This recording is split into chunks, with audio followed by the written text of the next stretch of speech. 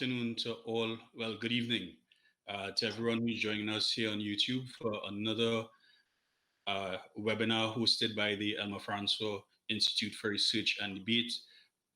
What we're trying to do here is we're trying to do some sectoral breakdowns. So last week we would have had an excellent panel who would have looked at the broad macro issues within the budget, and now we're drilling down sector by sector.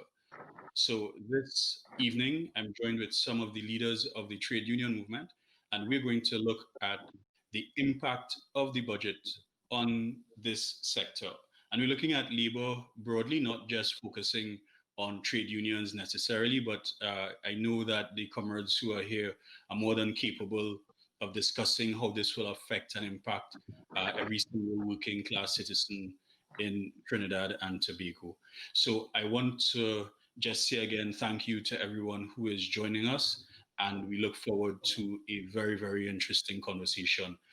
I would like to urge you to post questions in the chat on YouTube, and we will then, at the end of the presentations, we will pose your questions to the panelists. So if there's a specific panelist that you want us to engage, please indicate that in a question. If it's an open question, then that's fine.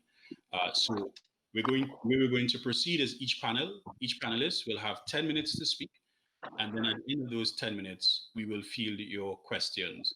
We will start with Comrade Joseph Remy, then Comrade Michael Anisette, and then go to Comrade Ozzi Warwick. So with that, let me know, Remy, I need to firstly say congratulations on his new appointment as the president of the board of the Caribbean Confederation of Credit Unions. He is also the president of the Federation of Independent Trade Unions and NGOs. He served on the board of directors of the Cooperative Credit Union League since 2013. He is a former chair of the board of the Cipriani College of Labor and Cooperative Studies, member of the National Productivity Council, member of the National Tripartite Advisory Council. Viewing audience, I introduce you now to Comrade Joseph Remy to start ball rolling. Okay. Okay, we are on there. So, okay, thanks much, and good afternoon, everyone. And it's really a pleasure to join with this esteemed panel of leaders in the trade union movement. Comrade Ozzi Warwick, who I have now rechristened Comrade Ozzi George Warwick. Michael Anisette, who has his hands filled with what is being proposed at the port. And I know at the end of the day, sometimes they say it's good to start with the answer first. I would hope at the end of when we talk about the challenges that labor is facing, that we could have a united labor response to the budget, just as how the chambers have their response and the TTMA has their response. I think it's about time that the trade union movement organize and have a response where we have an entire morning that we could talk to the issues of the budget, because there are some serious challenges. There are some serious challenges that is facing us in the movement at this time. And before we get into some of the measures that the budget would have presented to us, it's always good to do an analysis of where we are now, in terms of the state of the labor market. And we are looking at outdated figures here. And these are figures that have been dated back to 2018. And it talked about an unemployment level of 4.6%. That was at the third quarter of 2018. And even in that context, when you look at the composition of the labor market, we had quite a number of those jobs would have been unsustainable jobs based on the Make Work program that we had. We know the CPEP and URP that governments have used to beef up the labor market and say that there is low unemployment. Then COVID came along. And with the advent of COVID, we started, based on the lockdown measures and the regulations that were imposed, the essential and non-essential services and the stay at home and all the different measures, we had a series of temporary layoffs based on the small and medium enterprises. Those are the ones who were directly impacted. But what we saw eventually also is that some of the larger employers were taking advantage of the situation and also laying off persons. And they were using this nice term called follow, and it's something that we have to drill down into and debunk that particularly in this particular environment. And then we had an increased amount of retrenchment. due to the economic downturn prior to COVID-19. Because remember, we were seeing successive years of negative growth in our economy prior to COVID-19. And then when COVID-19 came along, it just exacerbated the situation. And what is of critical importance to all the workers now is that there are quite a number of sectors that have been subjected to an imposition of a wage freeze, because we have had protracted wage negotiations. We have outstanding negotiations dating back to 2010, in some instances 2013. So in 2020, we still have people on 2010 salaries, which in effect is a wage freeze enforced by the employer through the tactics of delaying the settlement of negotiations. And it is ironic to state that the major employer in this case is the government, because public sector workers have not been given updated salary negotiations. So those are things that we're looking at.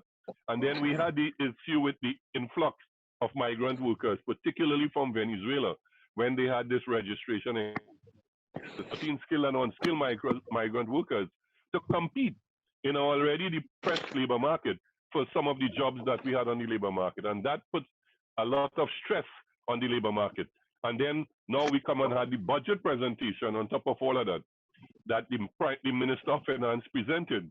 And I was telling Akins earlier on that, you know, you're given a piece of garment, outside is silk and cotton, and inside it is lined with stinging nettle, you know, because that is where the measures are, you know.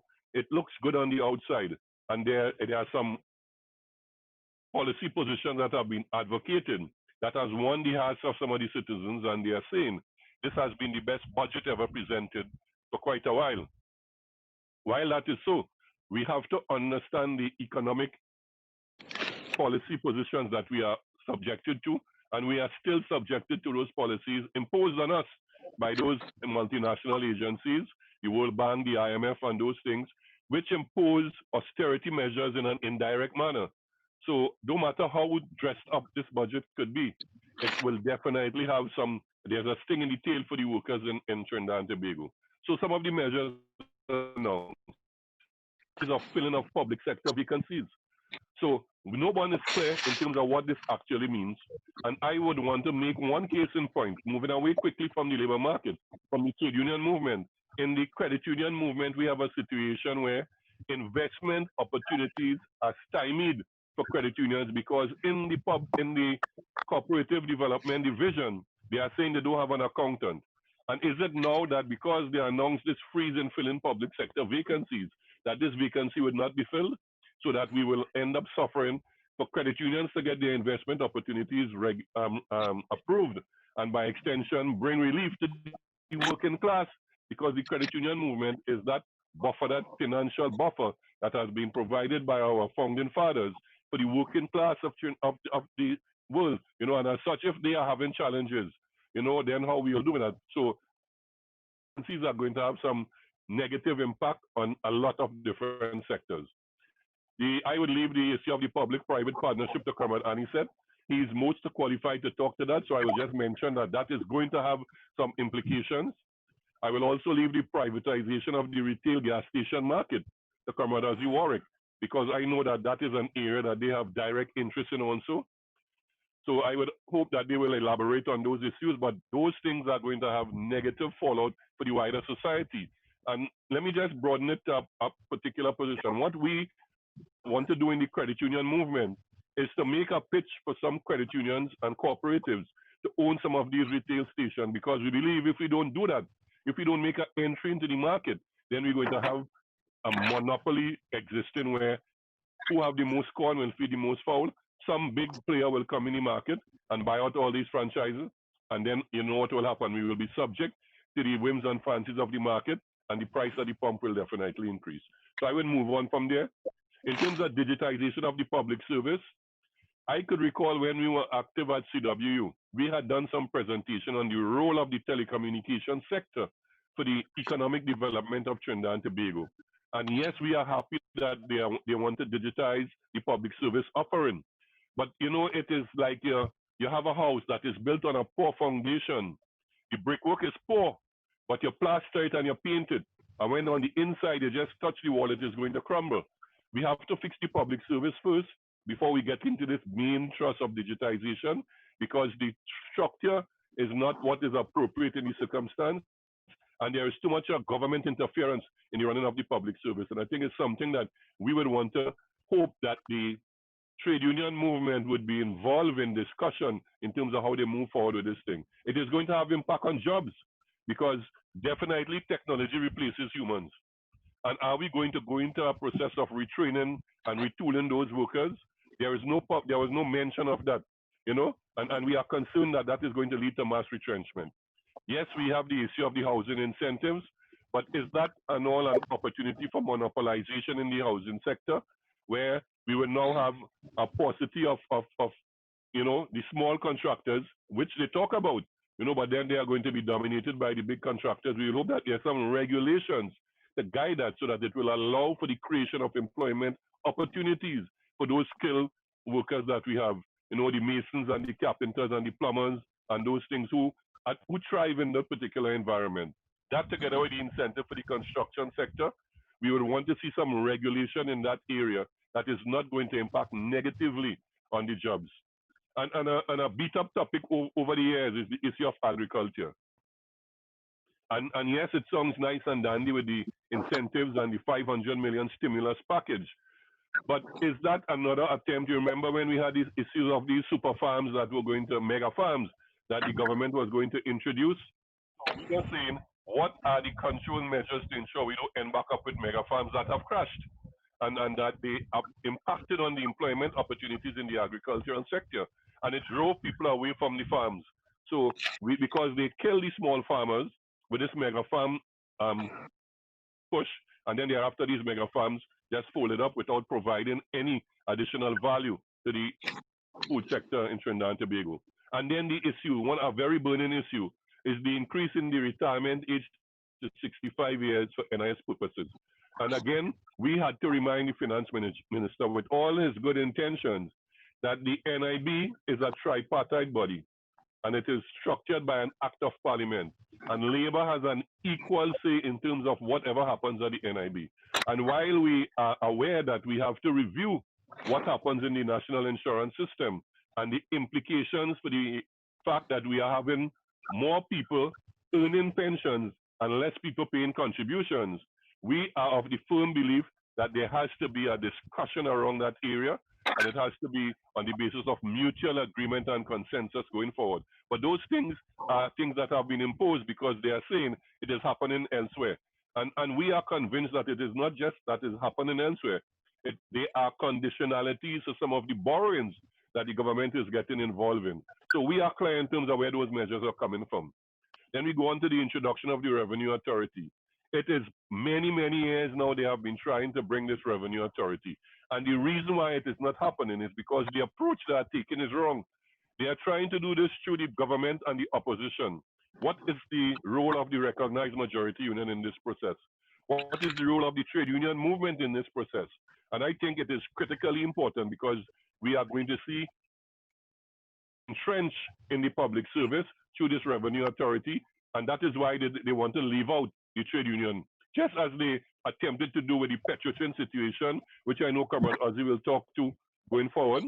And one of the only positives I see, and maybe it's up for debate, is the incentive for the manufacturing sector, where there is an opportunity to earn foreign exchange, because we definitely believe that too much of our entrepreneurs are using up foreign exchange by being, I call them warehouse entrepreneurs, because all they do is import stuff to sell back to the market in Trinidad and Tobago. Nobody is producing anything, and when they do those things, they don't create employment opportunities. So we believe the manufacturing sector is a critical sector in creating employment opportunities, and we will hope that it is properly managed, the incentives are properly managed to ensure that there is employment created for the working class in Trinidad and Tobago. A lot of workers are going to be affected by the rationalization of the new and used car market, particularly the used car market, because you remember a lot of unskilled workers would have been employed in that sector, and as such, by reducing their quota, and the access to foreign exchange, it is going to reduce the amount of cars, it is going to reduce all the secondary industries that would have been created out of this market, and it is going to have a negative effect on the employment rate. And then we are seeing they're trying to replace what we propose to be a national apprenticeship scheme with this workforce recovery program that also has a foreign input in it. You know, and sometimes we question why nothing local is considered to be of prime importance. We had some consultation under the former government based on the introduction of a national apprenticeship scheme, and that has gone to naught. And we have the firm belief that that should be the replacement for this workforce recovery program, where we train people to enter and make meaningful contributions to the labor market and allow them to be part of the workforce in terms of organization and mobilization. And what are some of the responses I think labor could take? And I believe that the tripartite process, and Comrade Annie said, could attest to that, we have made a proposal that this should be institutionalized and that it should be part of a legislative framework so that it should not be at the whims and fancies of any government. We are still pushing for the introduction of unemployment insurance, and we believe there should be a cap on wages at the top, because, you know, we have people earning $300,000 and $400,000 a month, while workers at the bottom are earning bare minimum wage. And the gap between those at the top and those at the bottom is too wide. And we believe that there should be some control measures introduced into the market to control the maximum wage that is paid to some of these executives who don't do much in terms of the productivity of the organization. We also believe that there should be a consideration and there should be discussion at INTAC on the issue of a maximum working week, where we reduce the hours, and that is just a proposal that will allow more persons to be employed, but it should be structured properly to ensure that we bring about that kind of outcome. We have to settle all outstanding collective bargaining negotiations. It's going on too long.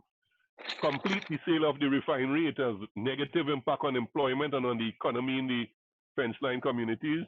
We want to see the reintroduction of a national apprenticeship scheme, and we have been saying all along that you need to develop a workforce plan, a manpower plan, and to align the manpower plan with what comes out of the tertiary education system, so we can have the right people enter into the labor market, and then use Cipriani, and I want to make a pitch here, as one of the foundational training tools and training institutions to prepare people for entry into the labor market. So, Comrade Akins, I know the time is of importance, so I would want to stop here and you know, pass on to the other speakers and then expose it for more questions down the road. All right, thank you very much, Comrade Remy. I think that that's a good way, that's a good general way to start the discussion, although Remy did go into some critical areas there. And I think one of the important points made is that the devil is in the details. And so it's very important for you to pay more than a cursory look. And I was talking to somebody earlier, you know, and I was talking about looking at the budget debates, where each minister then gets up and speaks to specific points. I don't know, and maybe Parliament Channel could tell us, I don't know what the viewership is for that. Pay attention to that part of the debate when we start to get into the nitty-gritties and the discussions around some of the key issues. So I think that is an important Remy. And the other thing that I think I want to take away broadly is, how are we learning lessons from the past? Because there seems to be some repetition, and we're not seeing really ways of implementation on new discussions from the last time. And finally, the old adage of well, among us, what we see all the time, you know, there's unproven losses, you know, so we have this capitalization of profits and socialization of losses. So when the company is profitable, it's all of us. Well, it's not all of us, but when it's time to share losses, suddenly the employees are part of the discussion and they're equal partners around the table. So thank you very much, Comrade Remy. So we want to move to Comrade Annie said, who is the President General of the Seamen and Waterfront Workers Trade Union. He's also the General Secretary of the National Trade Union Center, NATO. He was recently appointed the General Secretary of the Caribbean Congress of Labour. He's Vice Chair of the International Transport Workers Federation, member of the Offshore Task Force International Negotiating Group, and has been actively involved in the trade union movement for some 35 years. At present, Mr. Anicet is, well, he was recently a part of the 22-member committee appointed by the Prime Minister to help Trinidad and Tobago chart its way forward in light of the COVID-19 pandemic. So I want to take you over now to Comrade Anicet to get the ball rolling. And I can say to you that your president, Comrade Lewis, has messaged me and said that he's listening and he's waiting with bated breath for your contribution, Comrade. So you can unmute your mic and the floor is yours. Okay, pleasant day to the moderator and my comrades, and Comrade Lewis from Grenada, because this is going across the Caribbean region, the moderator and all other listening members of the general public. And I think that this debate is appropriate and timely, given what is happening. One, and I want to compliment the Cipriani Labour College for hosting not only this webinar, but several other webinars. And having said that, having listened to Comrade Remy, I was minded to hush my mouth. But being a trade unionist, I think I will have to have my say. And the first thing that I want to start off with is that a saying that I always use, and the saying is, everything that have a real existence is capable of truth. And let me repeat it, everything that have a real existence is capable of truth. Any other thing is not the truth. And when I listen to the budget, and I don't want to quote the figures, because I think everybody is aware of the allocations of the funds. There was a lot of ambivalence, and the presentation had, in my humble view, undercurrent of IMF type policies.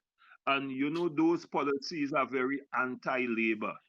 And there is no doubt in my mind that the announcement of the government in terms of the privatization of the port, in terms of NP, in terms of what they want to do with WASA and all the other state enterprise, is a neoliberal policy that we in the trade union movement must pay particular attention to.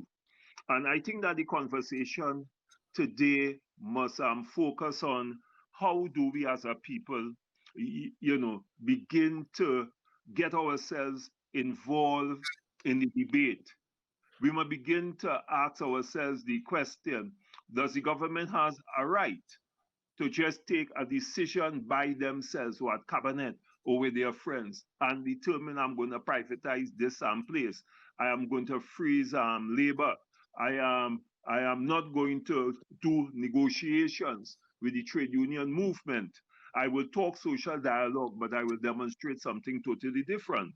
And I'm saying this against the backdrop that when one really understands that the academic staff at Cipriani Labour College have not received any wage increases going in 13 years now, when one understands that the government have not done any negotiations with the government employees going in 10 years now, one has to be appreciative of where we are going.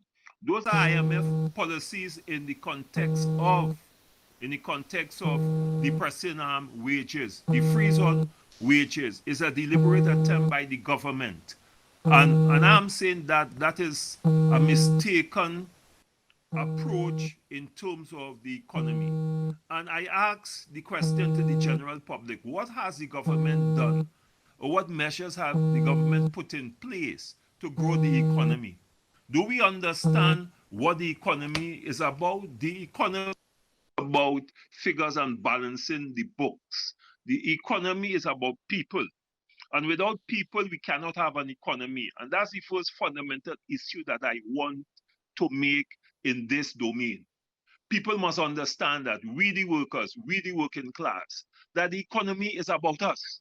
And if we don't produce, and if we don't consume, there can be no economy. And COVID-19 would have demonstrated that clearly with the lockdown internationally and globally. And then who were the producers at that time? It wasn't the CEO, it wasn't the billionaire, it wasn't the millionaire, it wasn't the answers groups of company. It was those workers who we paid no attention to that came up, all right, to the table and was able to keep the economy going in this pandemic period.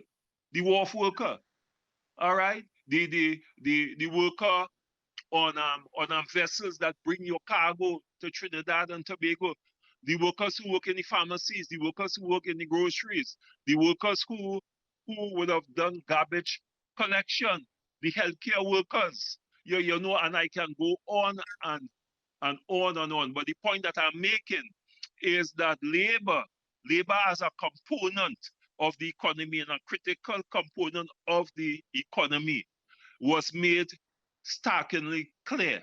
But more importantly, the pandemic would have showed the inequalities that exist in Trinidad and Tobago and the false narrative that is being perpetrated that the government would have spent over so many billions of programs.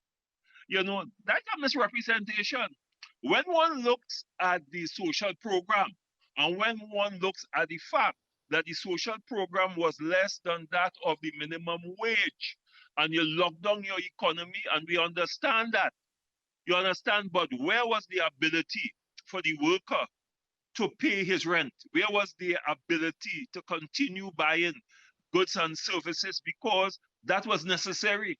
Where was the ability for a worker to go to the pharmacy to get something? And you see, we clap the government, but we do not analyze deeply what are the implications. And I will tell you something. Yes, I was on the roadmap committee. And a lot of people do not know that it has 327 social programs in Trinidad and Tobago.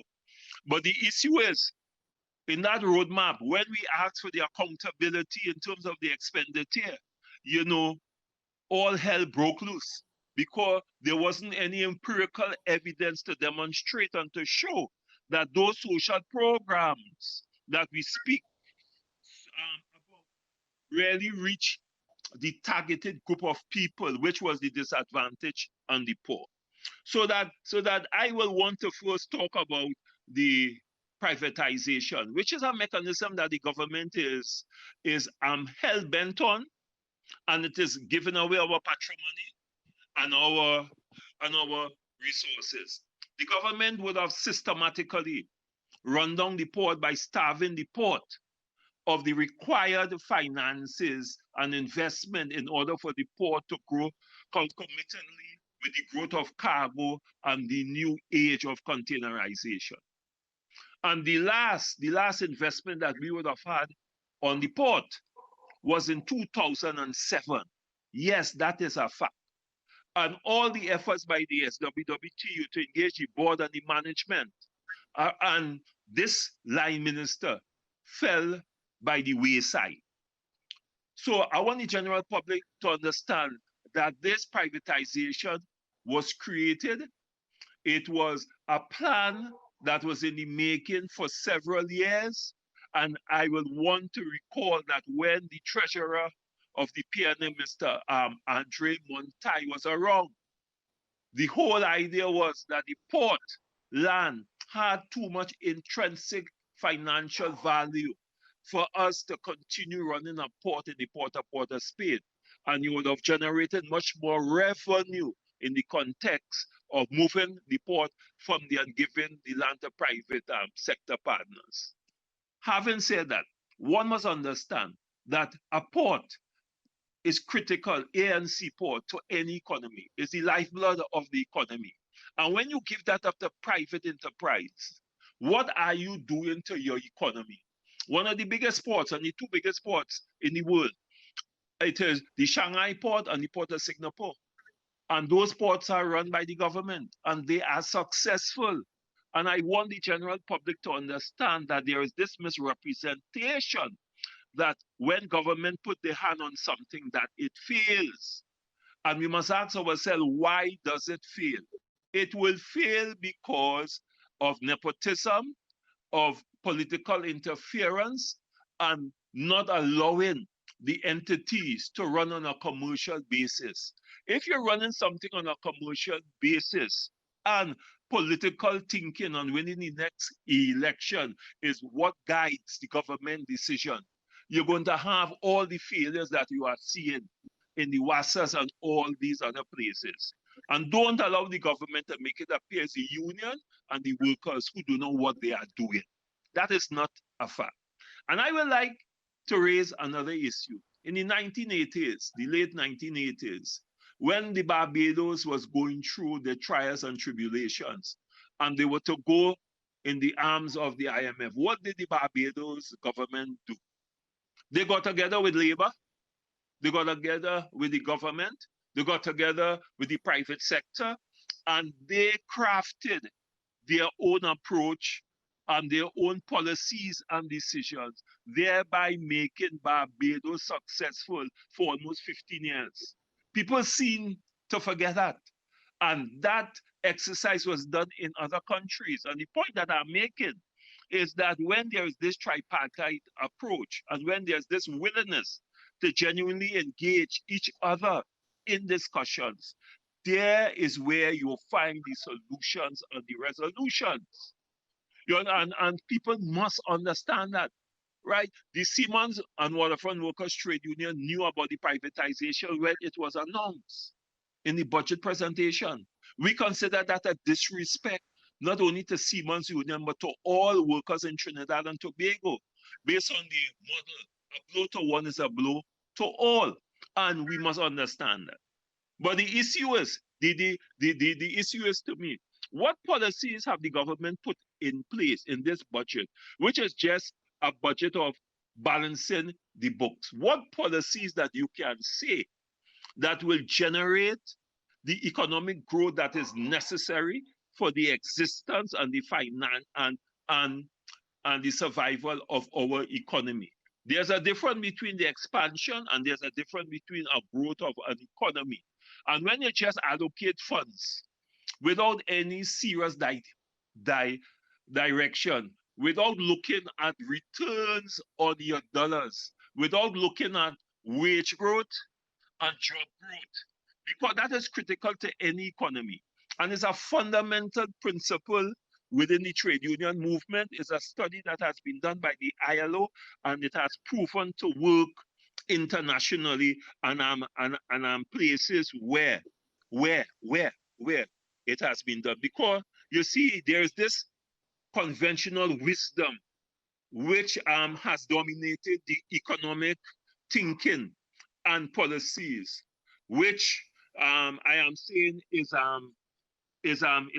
growth, right, should be in the driver's seat and the distribution in the back seat. The distribution is the income, and growth is the only thing that is in the driver's seat. But we fail to realize, all right, that the idea that wage moderation can boost an economy and hence reduce poverty is a lie. It's a lie. And why is it a lie? COVID-19 again has demonstrated that. If you do not have your economy taken over, if you do not have real wages, if you do not have growth within your economy, if you do not have job-led growth and wage-led growth, your economy will inevitably come to a standstill. And the only way to deal with the inequalities that we are talking about is to look at a new model. The economic model would have failed. And I want to make a final point because it's 10 minutes. You know what is amazing? With all the talk about the savior of the economy's private sector involvement, and private sector must run everything, and government is only to be the regulator. Is that a fact? 2007, 2008, there was a financial crisis. Who bailed out the banks and them? The government. Everybody seems to forget that. In 1939, when it had the big recession in America, who bailed out the economy and how the economy was built. It was built by investment by the government, not the private sector.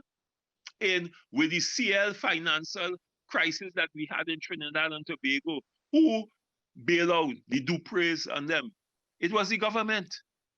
All right. So one must understand the realities of economics. So it is necessary to condemn the government when it suits you. But the government is there, right, to help you. And a question that we must ask in this conversation, is in terms of the investments, all right, and in terms of the monies that was allocated, can we give an account for it to show where the money was used productively? And that is the fundamental issue that I want to leave on the table.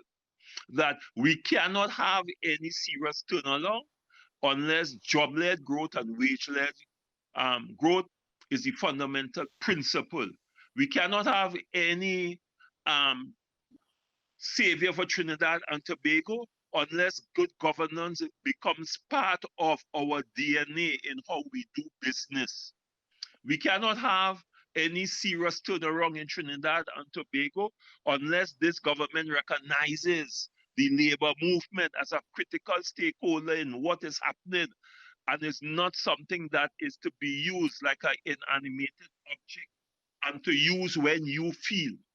That must not be the approach. Labor is a fundamental critical ingredient.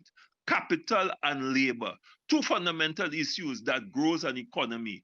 And I'm therefore, I'm going to rest my case. I'm going to wait for the questions. And I am saying that the government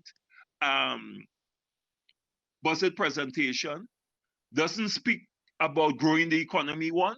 It doesn't speak about how what they have proposed in different areas, how that is going to renown in the best interest of Trinidad and Tobago, and more so the vulnerable in Trinidad and Tobago.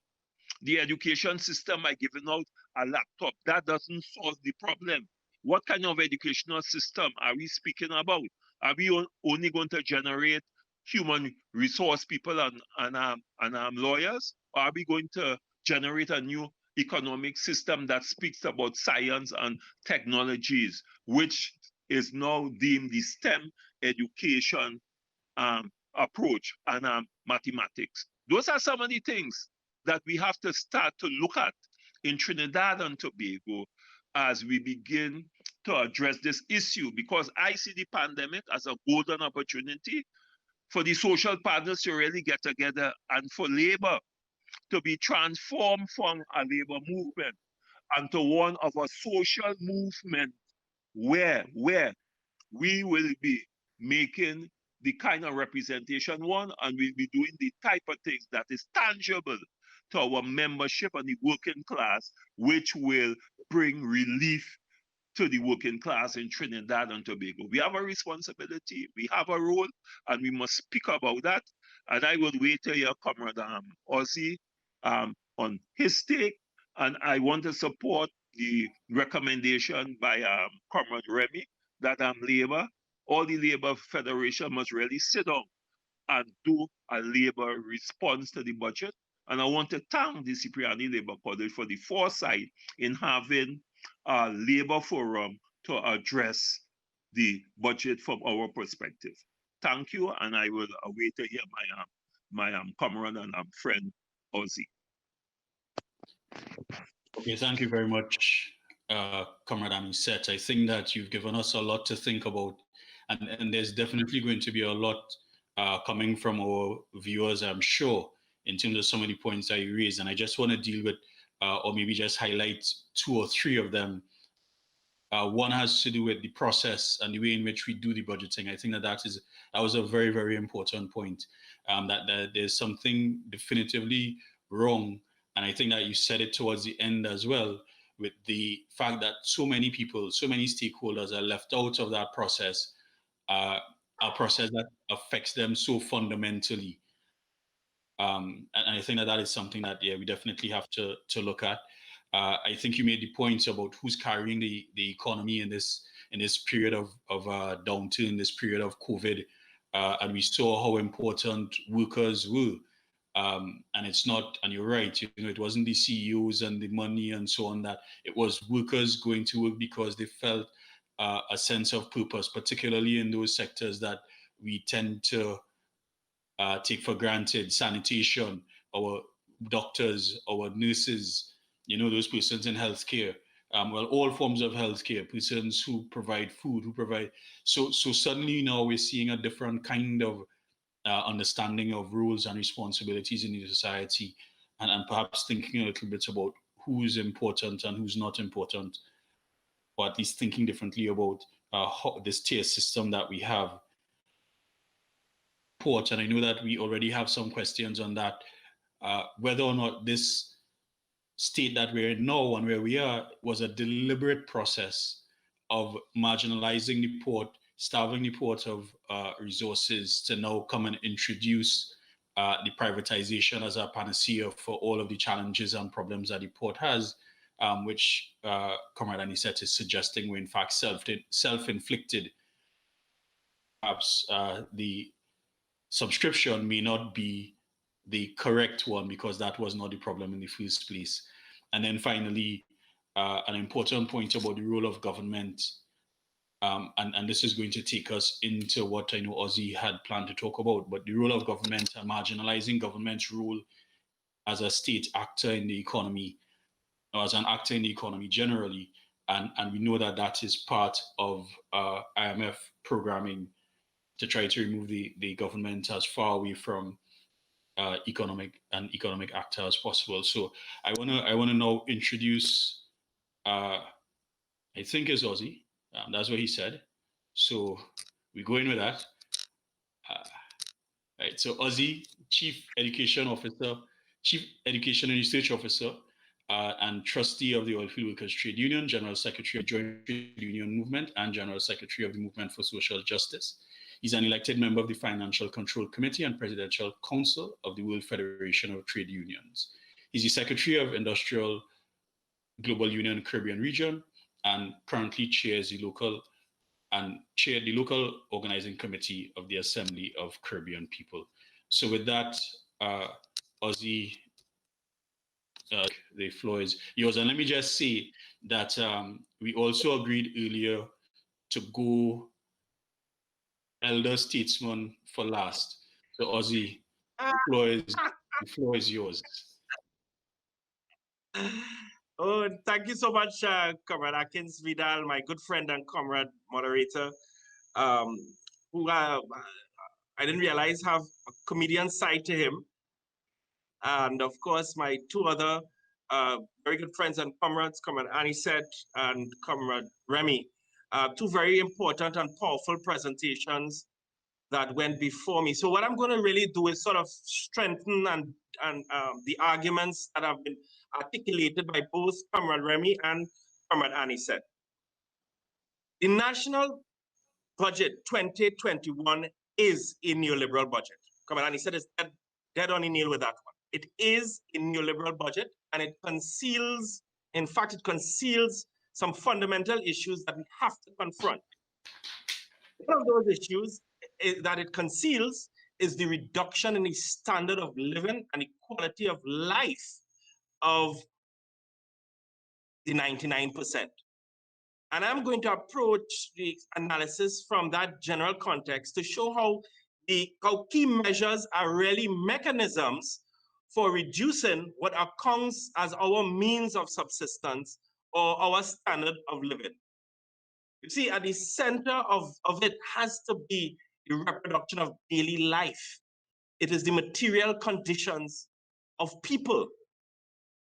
Now, many people get caught up in a discussion about the fact that this is another deficit budget. The economists across the board love to spew that particular line. But this conceals a very deep question around surplus. You see, by focusing on deficit budgeting, strictly from a revenue expenditure paradigm, it does not take into account that that revenue is from the surplus created by workers. He said is dead on the nail again on that point. And I want to entrench it even further. You see, the fact is that the state generates its income from appropriating surplus created by workers, which accounts for, guess how much percent of our revenue? 90% of the revenue. Now, we align revenue to rise and fall of oil prices, but price and profit are two very different things. And the majority of our revenue is derived actually from the taxation on profits and rents from oil and gas companies. But the profits are the surplus value that is created by workers. And the rent is a payment from that surplus. It is not a cost of production. Now, I could go into some even more details, but I'm going to definitely run out of time. But I just wanted us to understand clearly that the burden to fill the gap of this deficit that I talk about is what is actually an allocation of future surplus to be created by workers. And let me just give you a very quick example.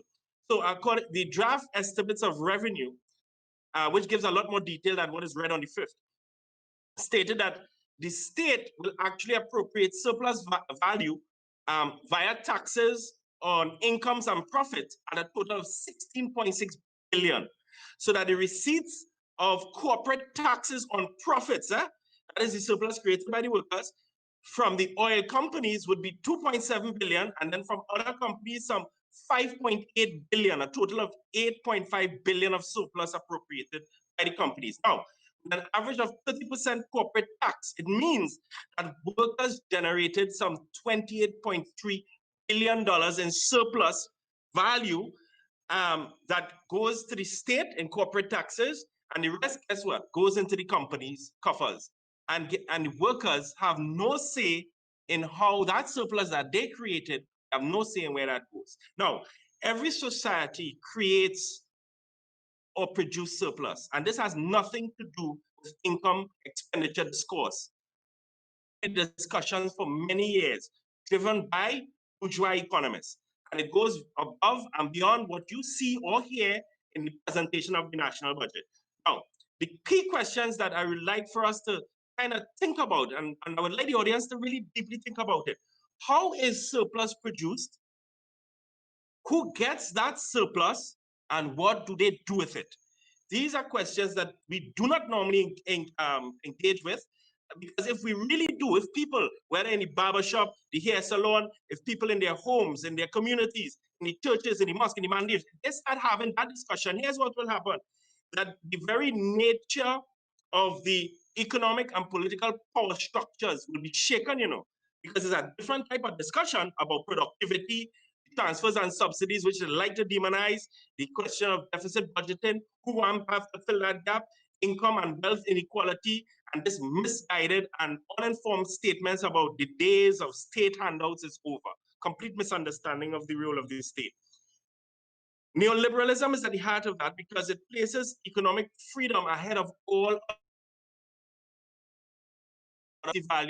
values that we have built up in terms of our own tradition as a people, etc. And it allows business interests to dominate every single aspect of our society. And it is used to disguise the suffering, and that's the hard part. It is used to disguise the suffering of ordinary people, to allow inequality and wealth hoarding. And you'll usually hear it playing itself out with statements like, we need small government, privatization leads to better services, the market will make everything right. But the evidence shows that it has failed. It has failed. All it has done is make a small group of rich and powerful people continue to amass riches and power, and they keep selling us on these supposed benefits. Now, how is the budget, in this particular budget, neoliberal? They're taxing people before business. So it's residential taxes on property tax before the commercial. They're privatizing and liberalization in terms of privatization of the port. And I think Kamarani said it was an excellent presentation on that point. And I think I don't want people to lose this point he made. That the union presented proposal after proposal after proposal to fix the port. And the fact that they were deliberately starving the port, we shouldn't take what he said for granted, because that is all part of the power structure attempt to gain more and more control of our society. They conflate digital society with digital business. when you really listen and you read between the lines, it's not a digital society they created, it's digital business they created. To make it, what is it, nice term they like to use? The ease of doing business, you know, not the ease of improving people's life, you know, the ease of doing business. Now, this minority vision of Trinidad and Tobago is being imposed upon the country. And it is a vision that means, one, stagnation of real wages, increase in worker insecurity. And I'm going to make a statement, and I hope people understand it. They are shifting the economic crisis from businesses to household. In other words, ordinary working people, you are to carry that load. It's exactly the point that was made earlier. Now, in terms of the property tax on residential property, there is no really good reason to start with residential property. Now, for families that live in properties that they own, property tax is an additional burden when many are already struggling right now. That's what I said. It's like they ignore the fact that most people are actually struggling to make ends meet. So is there going to be a protection from landlords passing on the cost? Of course not. No protection at all. And when you think about the reality of many families in Trinidad and Tobago, the many generations under one roof, and the family members of working age who has had to work to support everybody else because everybody else can't get a job, where is this extra money for residential property tax going to come from? Where is it going to come from?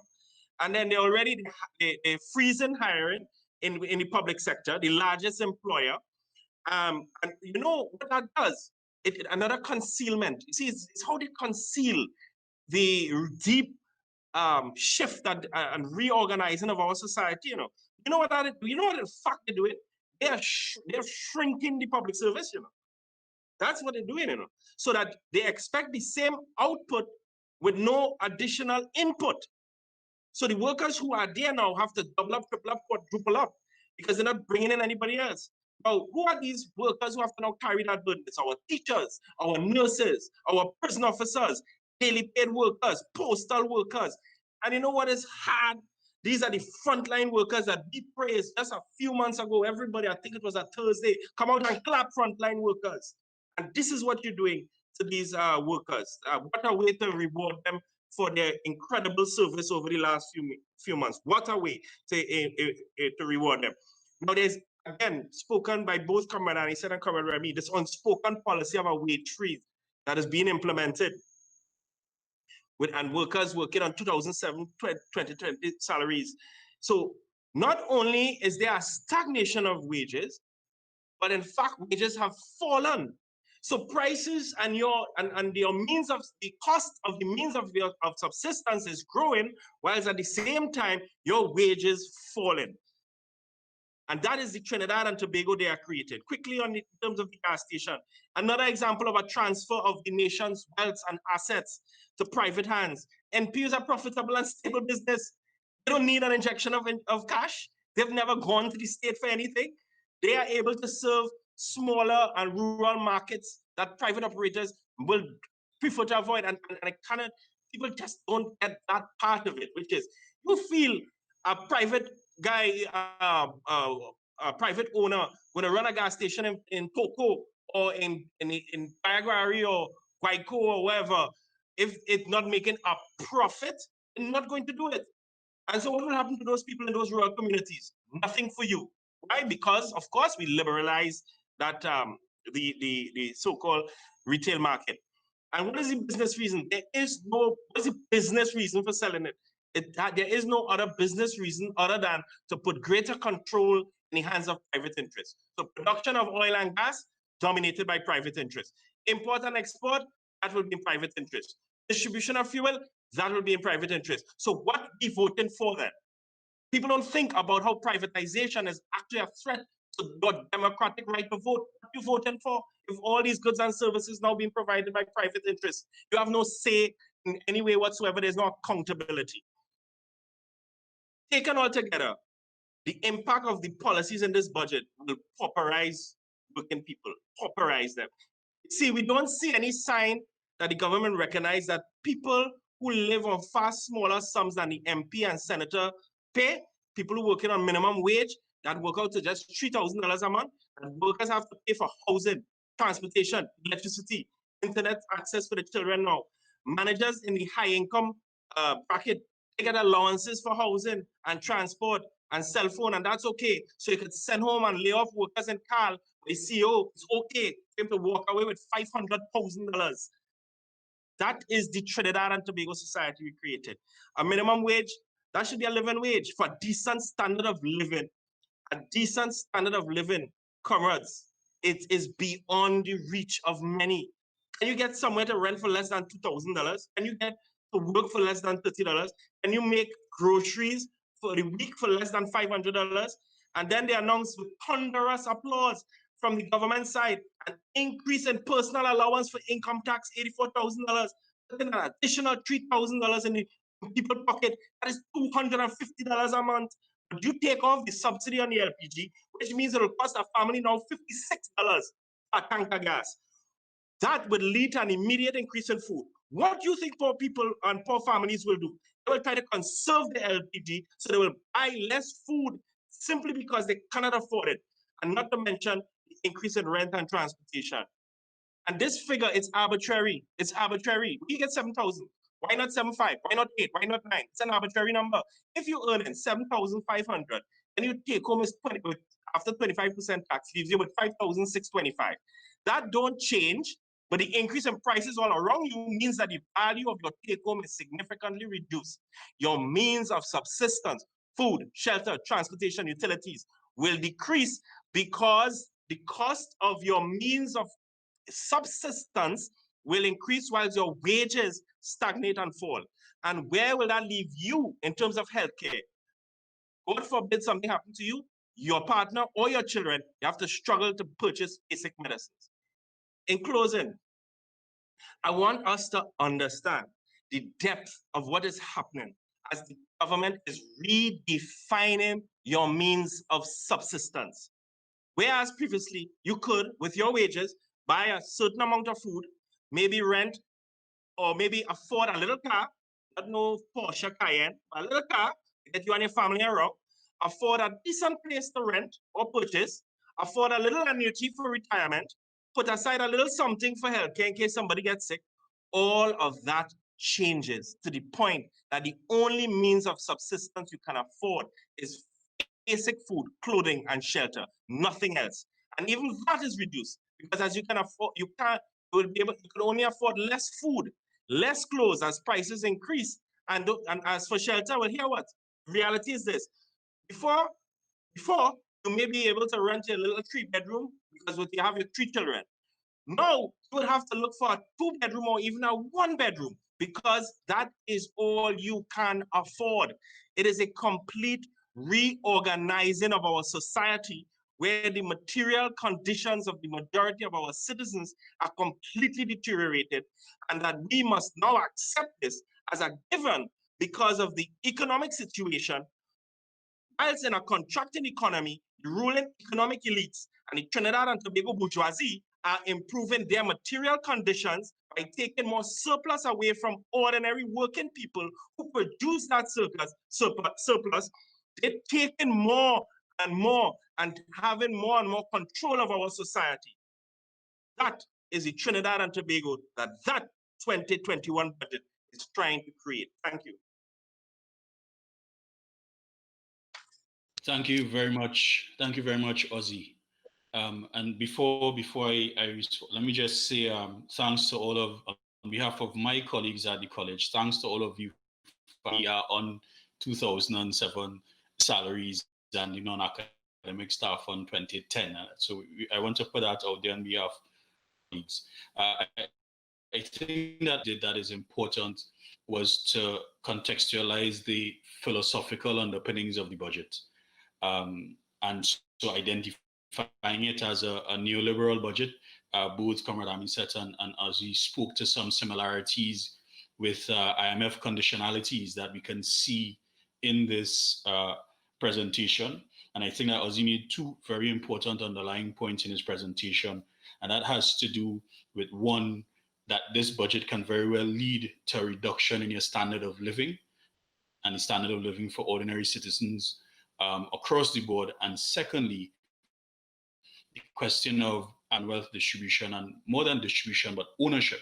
Because if private sector then owns everything, what then becomes the role of government? What are they then going to be the custodians of? What are they then going to have the authority to do? And if they can't do anything, they have no authority over anything, then what's the point of having elections and voting for them if they're just there? Don't have a say in directing some key elements of the society. So thank you very much, Ozzi, for that presentation. I think that we've had a fantastic platform to begin what I expect to be a healthy discussion. And while presentations were going on, we were getting questions fast and furious. So I already have them.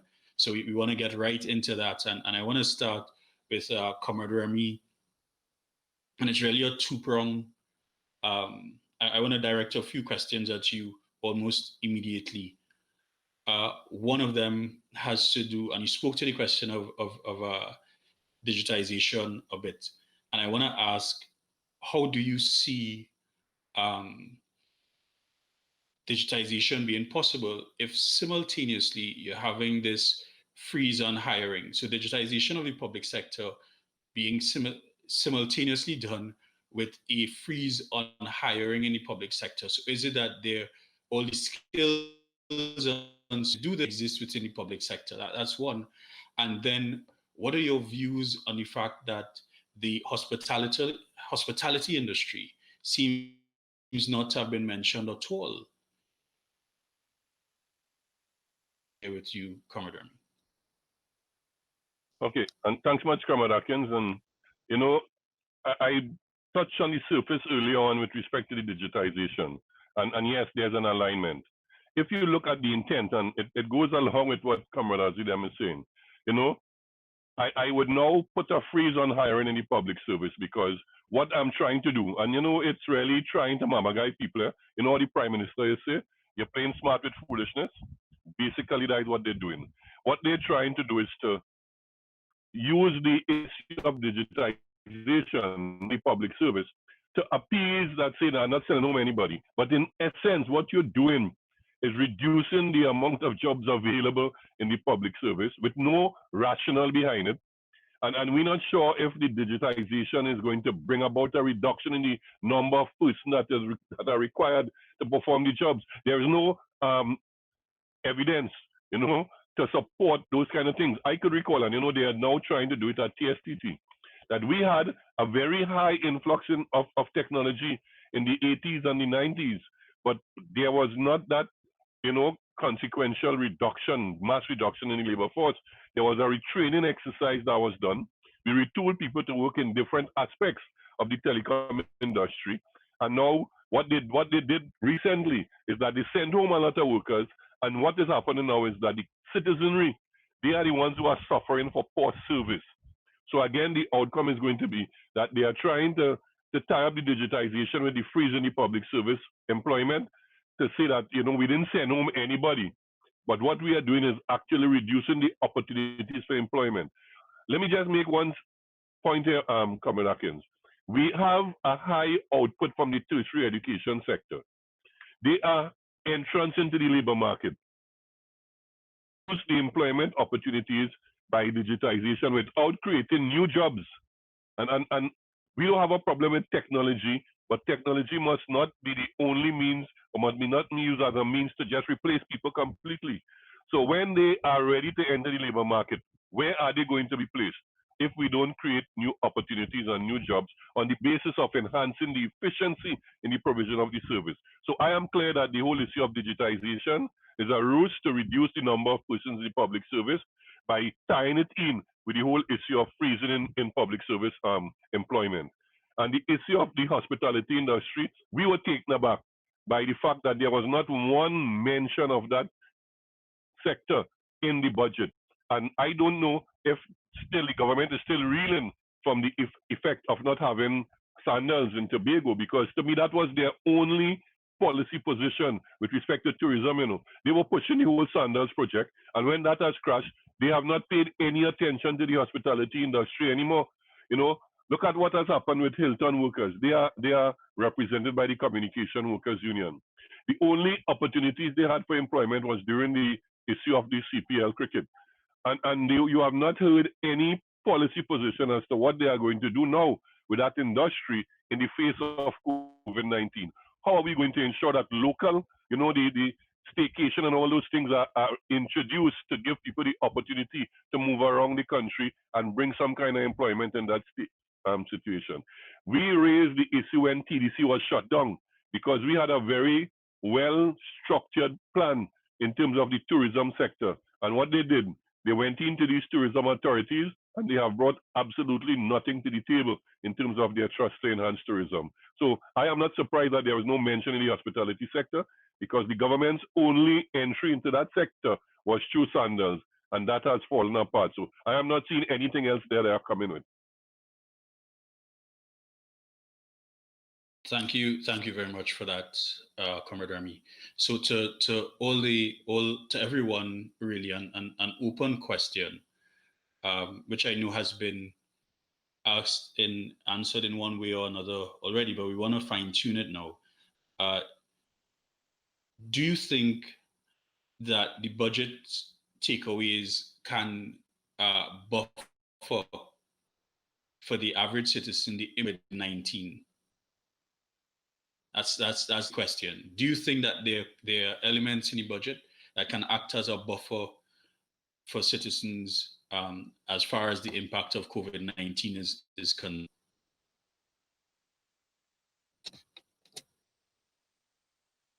And Comrade Anisette, you can start, and Ozzi, you could probably chime in as well.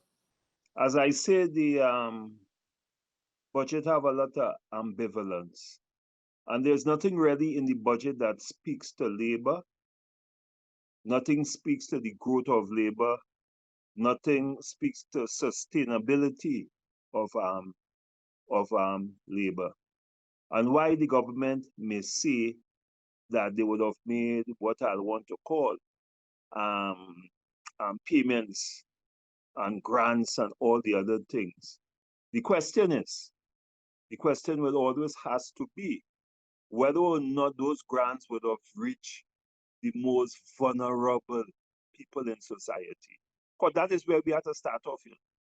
As a society and as a people, we have a responsibility to take care of the most vulnerable in our society. And I'll just give two examples. Those citizens of Trinidad and Tobago who do not fall under the NIS for whatever reason, they will be left out of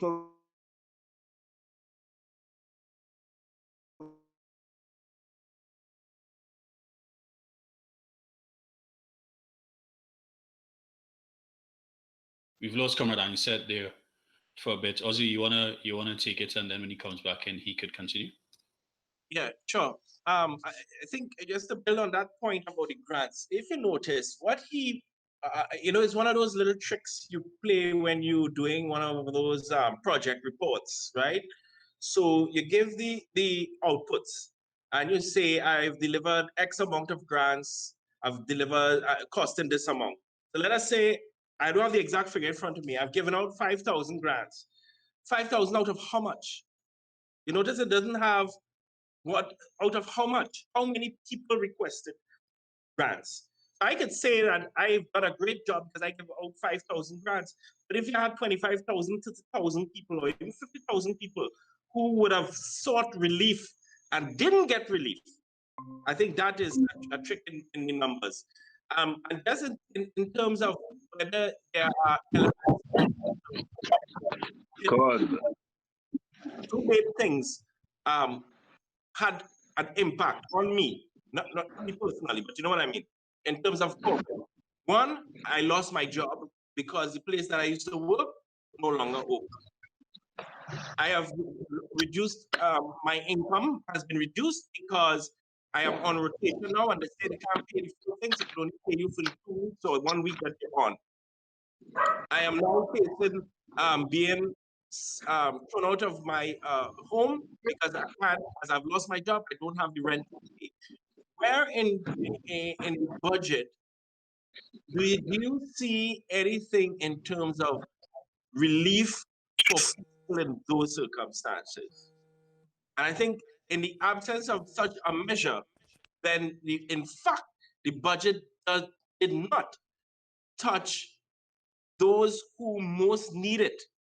Those people who have lost their jobs, those people who have had a reduction in their income, those people who can lose their homes as a result of either losing their jobs or having a reduced income.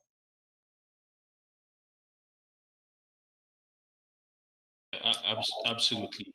Comrade Ansett, you stepped out for a bit. No, there, no, so no. I got a continue. bump off it. Yeah, I will say that yes, the government would have given out grants, but where's the analysis to determine that the grant would have reached the most vulnerable? And that's the point that I was making.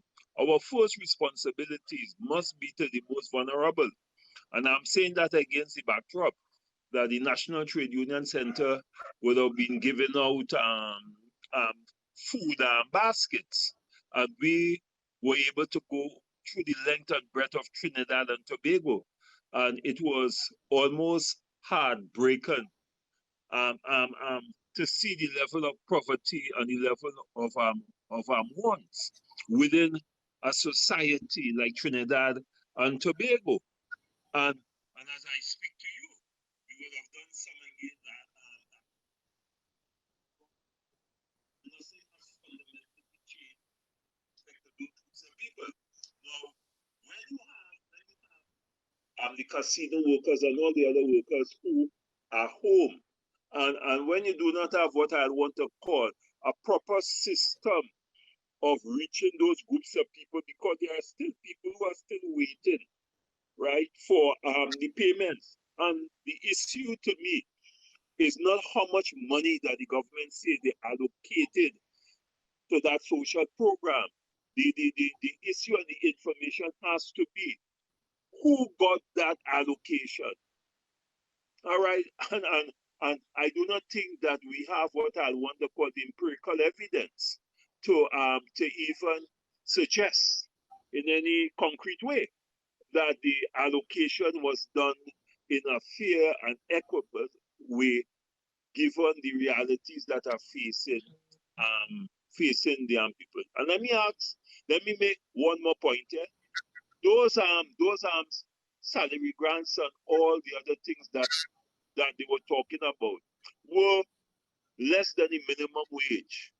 So one has to juxtapose that if I was getting, and I'm just using figures, $5,000 is my salary, and I now have $3,000 being paid to me from the government, who makes up the shortfall of the $2,000 in context that nothing would have changed? Instead of by water rate, you know, and those are realities that we did not. And if I not put that, we have been saying, Comrade, continuously, okay, that the health sector, right, that we make this issue that an issue, economic issue, and therefore the government engage the tripartite partners in coming up with a resolution. It's speaking to where the level of conversation would have been realistic in the context that representation would have been made for the most vulnerable, and some of the issues that wasn't taken on board would have been put on the table by the trade union. And that is one of the fundamental that we are having. The government need answers and the economic issues that is flowing as a consequence. Therefore, there is a need for the tripartite partner to come up with a resolution. Just in response to that question, very quickly, I am a single father or mother. I have my 2 children at home who have to do online learning at home. But my employer is telling me if I don't get to work, I am going to lose my job. I have to choose feeding my children or giving them supervision. I listened to the budget on October 5th. And the question is, how or what did I hear in that budget that would help mitigate that decision that I have to make? Yeah. I think that answers your question. Yeah. Yeah. And we have another question here, which really is for all of the panelists, and it speaks to this question of the PPP. And given that we have the experience of Patriotic now, an avenue for the labor movement to then perhaps get more involved, as the government seems to want to move further and further away from being a direct actor in the economy in the way that it is now? And are there more opportunities there for more engagements from labor in the way that the OWTU is currently engaging with Patriotic? Let me just make a little clarification, because I think when people hear the issue of Patriotic, there's this, people have a automatic, they go to a default setting, labor going into business. That's the only thing they see. That's the only thing they could understand. It's like their frame of thought is wired to only see it that way and not see the more fundamental thing. Workers or workers institutions or workers organizations or people's organizations, if you may, owning the means of production. That part they don't see. And that's because they don't want you to have that language. Because once you start to have that language of how do people's organization and how do people own the means of production, you are challenging the economic power structure. Yeah, I don't know if Comrade Remy or Anisette would like to chime in on that as well.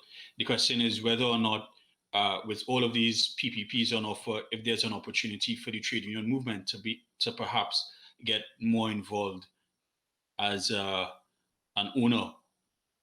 Well, I would want to support Comrade Ozzi's position, and I'm seeing it from two particular perspectives, and it's similar to why I said early on that one of the opportunities we recognize, and it's not through public-private partnership, is about working class people owning the means of production. And I think Ozzi said it, workers, I want to say working class people, because I want to see that we want to push, and I have been advocating for the government to have a more, a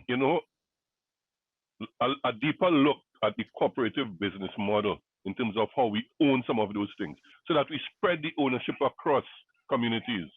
And that is where the working class would be able to get involved. And I think that I said it in the pre-budget very early on when Cipriani had one of their things, that there has to be a relationship between the cooperative movement and the trade union movement because of what we represent and who we represent.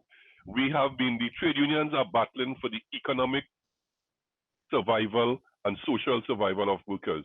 But on the economic front and the financial front, that is where the synergy between the cooperatives and the trade unions must exist, so that we could have that economic independence that we yearn for, and that we don't just look at it from a businessman perspective, but that working class people could own the means of production. So if working class people own these institutions, then they would run it in a manner that will allow it to be productive and allow it to benefit the wider society. And I see it from that particular context, Akins, and I support Ozzi's view that the narrative has to be about the ownership issue and not that trade unions going into business. Because a lot of people saying that, yes, we are running a business, but it's not that we're going into business to behave like the traditional businessmen. I don't think that is what is supposed to be the narrative. We have to bring a different, that's why I say the cooperative business model is what brings the moral values thing to the table in terms of how we run business in this country. Yeah, and basically what I wanted to say, and one must pay particular attention. We saw what happened with the OWTU. And we saw at one point in time that the government was hustling the OWTU to sign the agreement. Okay, no one made mention. And when OWTU made representation for the signing, no one is going to bully the government into signing anything. And the general public do not pay attention to those kind of utterances and the implications that it has for governance in Trinidad and Tobago. But having said that, the very said government now has announced a public-private partnership or the privatization of the port. Do we have a union there or arm unions? Do we have workers there? Can't we run the business? So then the issue is whether or not the government is going to be selective in the context of the point that you are making, whether it is a policy of the government to empower the working class, to empower communities, you are to own, all right, the productive forces, or as we say, the commanding heights of the economy, or to play a fundamental role in that aspect of the economy, all right, given the fact, and I will continue to say it, that the trade union movement and the working class at Trinidad and Tobago is a fundamental stakeholder in what happens in the context of our business. And I want to make one final point. I'm asking the listeners to do a research on the Mondragon model that is used in Spain.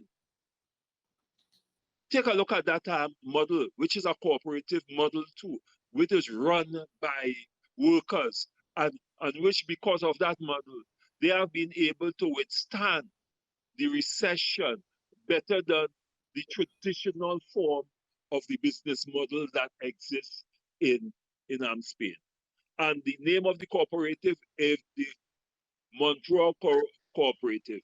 And I am saying that if you do the analysis and the studies, you're going to see that what Comrade Remy is saying, that the credit union, together with the working class and the depressed economies and disadvantaged communities, can build synergies where we would empower our people and where the independence of our people and the trade union movement and the working class will become critical. But I don't believe that the intention of the government is about really empowering the working class in Trinidad and Tobago.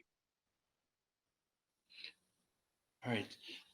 Thank you very much for that. So I want to pose this question now to Ozzi. NP and the liberalization of the fuel markets, so to speak. How do you see this playing out?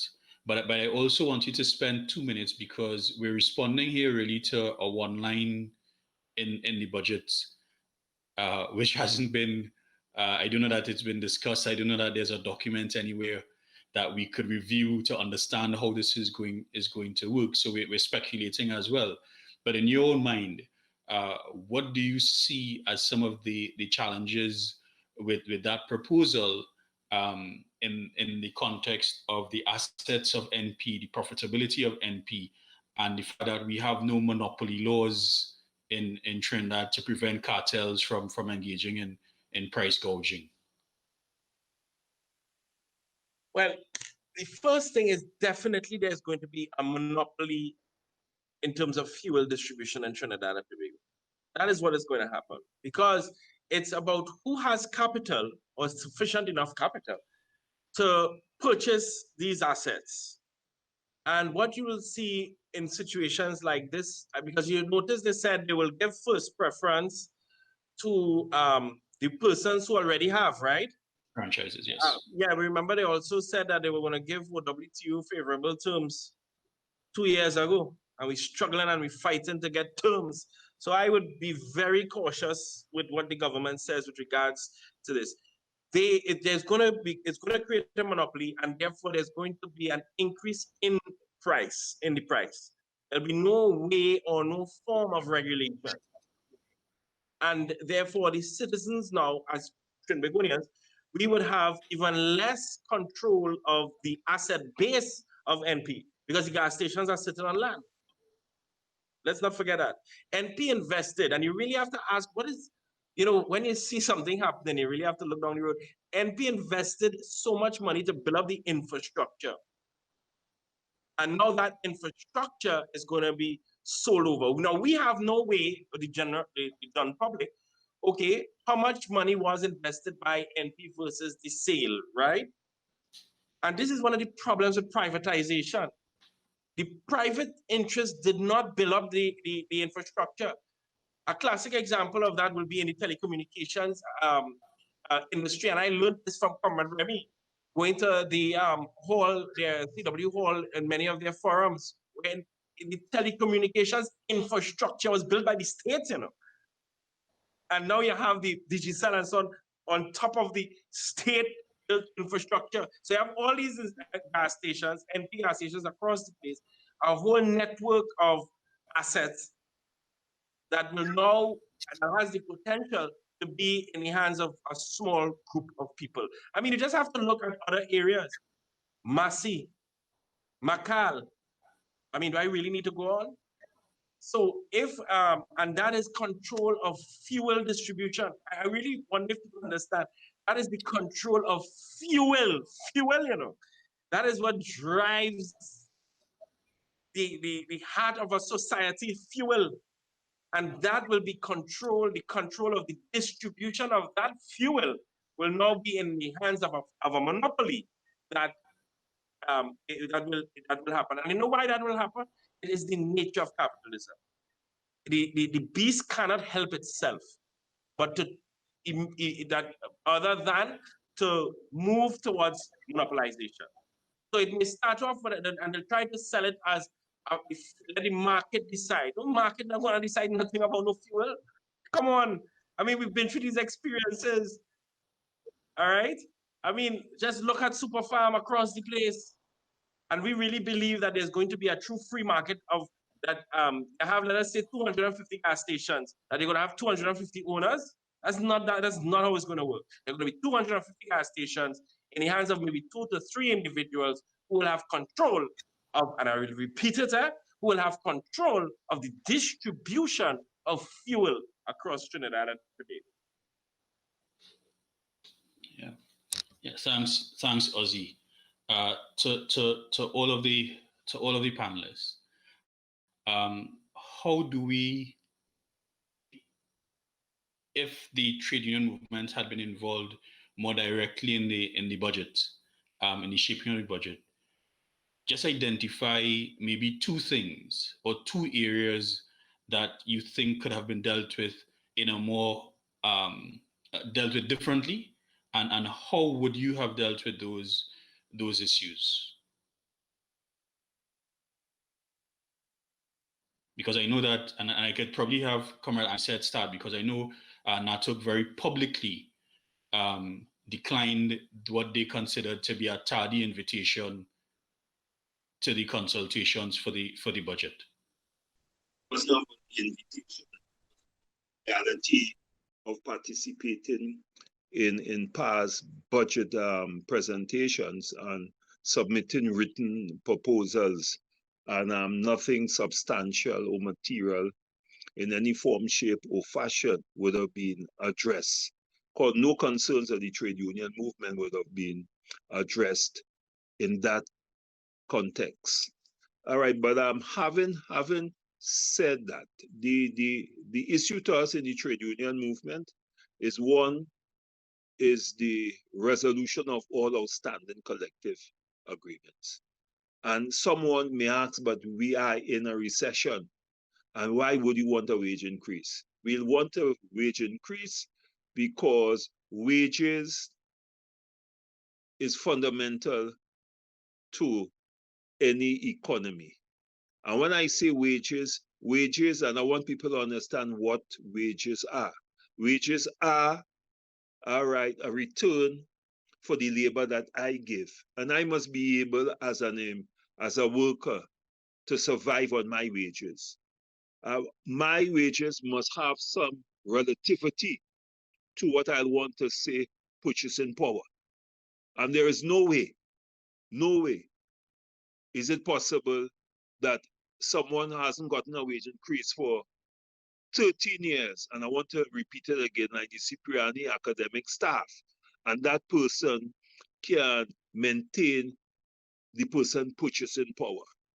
And when you interfere with the purchasing power, the question of aggregate demand, which is fundamentally economic force by the wayside. But it is interesting that the Minister of Finance would have said that he raising the threshold to $84,000. And people do not understand what that means. And he says is 2,500 people are going to benefit from that. And I'm asking the question, how that is possible? Because if I haven't received any wage increases, and a lot of private sector workers who are not unionized would not have received wage increases in any form, shape, and fashion, how could that benefit me? It would only have meaning, right, if I would have gone and got wage increases. All right, and I think Ozzi made the point that when you look at the implications of the liberalization of NP and the impact that will have on your economy, because he rightly said, and I want the general public to understand that transportation and the input in transportation drives your economy also, just like the port, which is critical and a heartbeat to your economy. So that our approach would have been, listen, hey, Honorable Prime Minister, Honorable Finance, you gotta be really concerned about workers and the people who are critical to your economic growth. And without economic growth, and economic growth is only driven by consumption, and consumption could only be realistic when people have the disposable income and real wages to address the question of consumption. Because you cannot produce and there's no consumption or purchase of your goods that you are producing. And that would have been one of the first points that we would have made. And we would have spoken to the question of job-led growth too, in addition to wage-led growth. You must have productive employment within your economy for your economy to grow. That is a reality. Yes, you may have profits, but profits is only consigned to 10 major business in Trinidad and Tobago. All right, and then the rest of us, we are fighting for crumbs. And with the greatest respect to the government, their distribution mechanism and the way how they cut the cake doesn't make sense to the general population of the working class. So those are issues that we would have spoken about. One, and to the educational program, as I say, the STEM education approach. We cannot continue in Trinidad and Tobago to be only producing, right, lawyers and human resource managers, and not look at what is happening in the world and realign our education to adjust to the realities of the global market, because the very government talks about global market. And I'm saying that we are not realigning our educational system to address that reality. Digitalization is a reality. It is here to stay. And then are we ready? Are we ready in Trinidad and Tobago? I am saying no. And therefore, our focus in education has to be in that context. And finally, we cannot have farming, and you cannot talk to the farmer by just throwing money to the farmers. We have to have a better system. We have to have a reculturalization of people's minds to demonstrate what farming really means and what food security means, so that there will be a better understanding and a respect for the work of farming.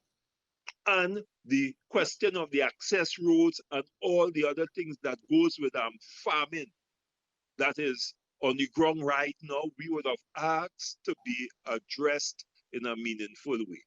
Those are the 4 issues that we would have raised with the government. all right, because we must have a productive labor force. And when I say productive, I want people to understand, when I talking about productivity, I am talking in the context that finance drive productivity. Productivity is not in isolation, like when the government tries to blame the workers for not being productive. Productivity and wage growth, productivity and investment, right, is fundamental to have the kind of productivity that we are talking about. So that is my take on what we would have pushed for as the labor movement. The most vulnerable have to be the first, and we must address that as the government and as the people, right? Because people must be first, because the economy is not about figures and balancing book. The economy is about people. And if we do not understand that, we're going to find ourselves in the problems that we are now seeing visiting the disadvantaged, the community, and the working class in Trinidad and Tobago. Okay, so I don't know if Ozzi or Comrade Remy wanted to add anything to that. Just quickly, and you know, I am looking at Python's and JTUM's budget proposal that we would have submitted to the Minister of Finance, and I'm glad Comrade Ani said closed off with the issue of productivity, because inside of our budget proposal, we talk about the issue of labor and productivity, and we said Labour believes that measuring productivity is critical, only about workers working harder or even smarter. It is much broader and deeper than that. It's all encompassing. We need to see a shift from traditionally measured inputs of labor and capital to total factor productivity measurement. We made those recommendations to the government in our budget presentation. There was nothing from a policy position to address the issue of productivity. And every time they talk, they try to blame the workers and the trade unions for the absence of productivity. But let me say, I have been part of a National Productivity Council for years, and I continue to say it's the most unproductive council in Trinidad and Tobago, because they are not being provided with the resources by the government to do the work that Productivity Council is supposed to do. Akins, you were there, you were on the Social Dialogue Task Force earlier on when you were at Python, and you understood the challenge you're having with government resources. That is one area. And the second area, again, it has to have allocation for it. We believe that the tripartite body should be institutionalized by an act of parliament. And Comrade Ani said, made mention of what happened in Barbados. Those things are enshrined in institutionalized system, and they respect it. Singapore, those things are institutionalized and respected. But we have government calling it all kind of different things. And if those things are put in place, then we'll have a framework for arriving at proper social compact that will allow us to move ourselves away from these kind of challenges that we are having. So those are two measures that we heard nothing in the budget, and we would have liked to see that mentioned, because it was on a broader scale in terms of increasing the output of the country. And that is what Python would have been looking for, and the joint trade union movement, because we joined together in making that presentation. All right. Okay, fantastic. Thanks. So then Ozzi, maybe I could ask you.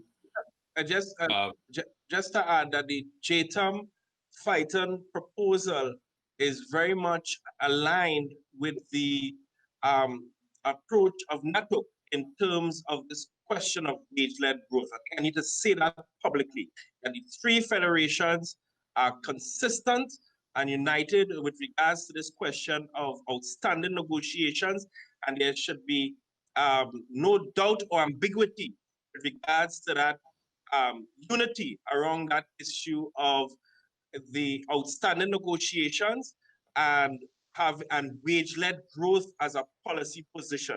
All three federations are very much in line with regards to that. Yeah. Point. I just needed to. But okay, I want to ask you to expand on something that Comrade Remy alluded to, and to explain something for us as well.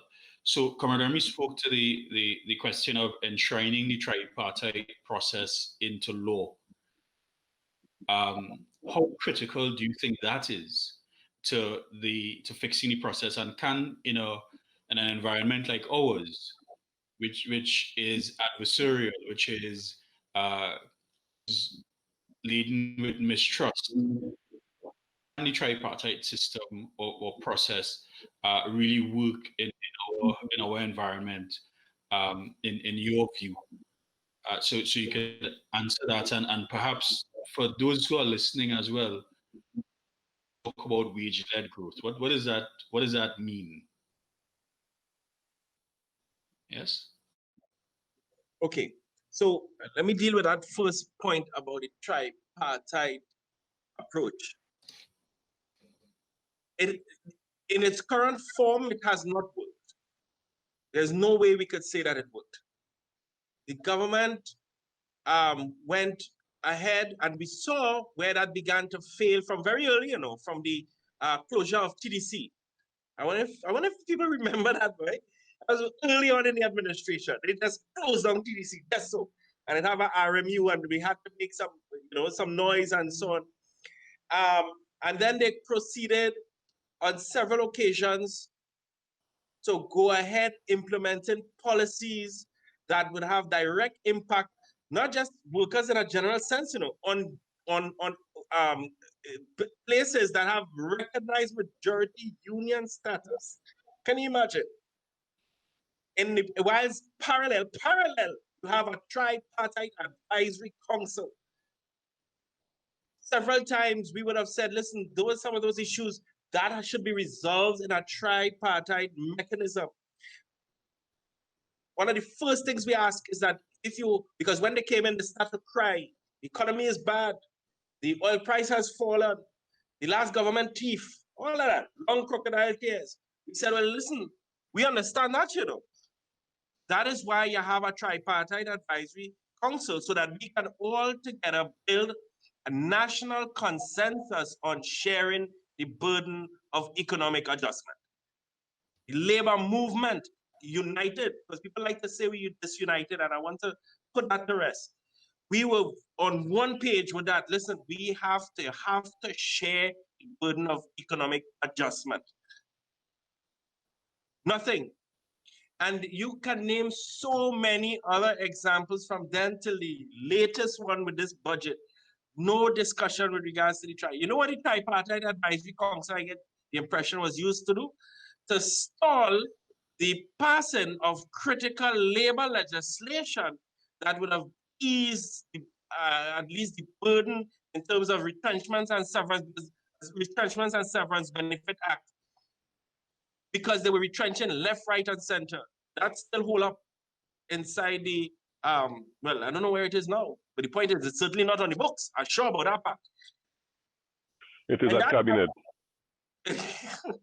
And why I don't know, like that is a different cabinet. It's in a different drawer. We were told that we dealt with it at the NTAC, and it went to our cabinet committee, and nothing happened. Just like pandemic leave, similar kind of approach.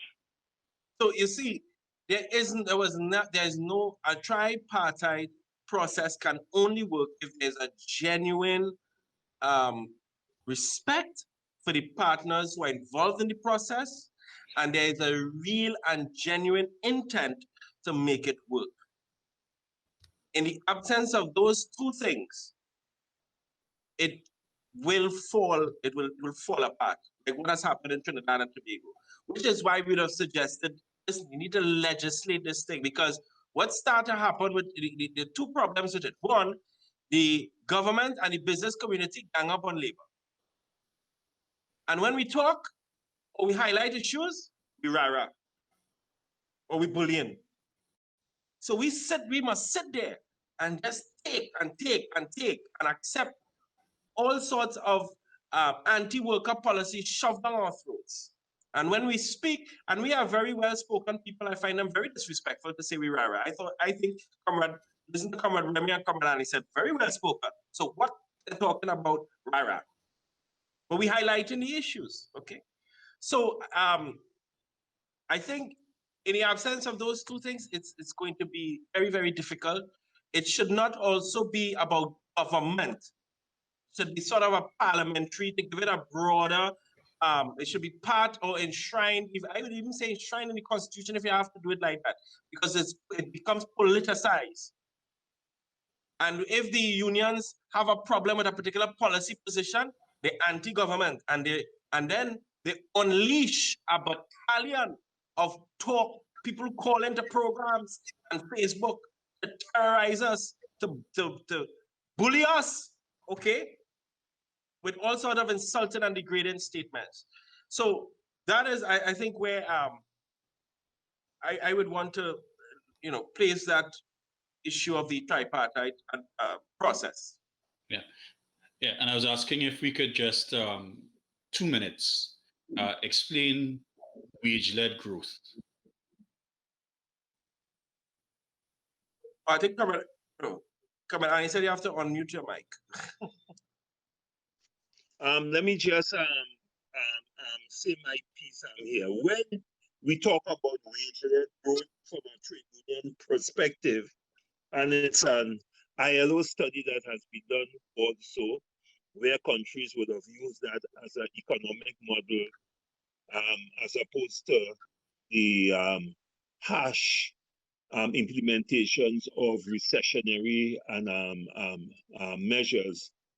All right, it is about basically, you see, we must start thinking away, and we must go beyond the micro economic view of wages as a cost, all right, having negative consequences, because that is an approach that we see, that even when you're talking about increasing the minimum wage, even though if it's 10 years after, you still hear people saying that if you increase the minimum wage, people are going to lose jobs, which is a misrepresentation. All right. Having said that, right, having negative consequences on the economy, and to consider the positive macroeconomic dynamics.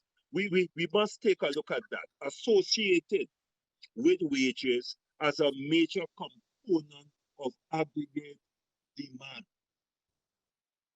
Aggregate demand, what the Minister of Finance spoke about. All right, when he said he's going to increase the income tax threshold to 84,000. All right, why?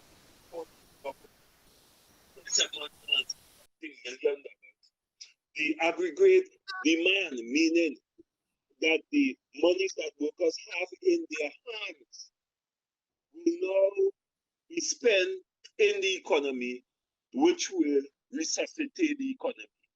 So that when we talk about wage-led growth, we are talking about wage-led growth on the basis of a macroeconomic dynamics associated with wages as a major component of aggregate demand.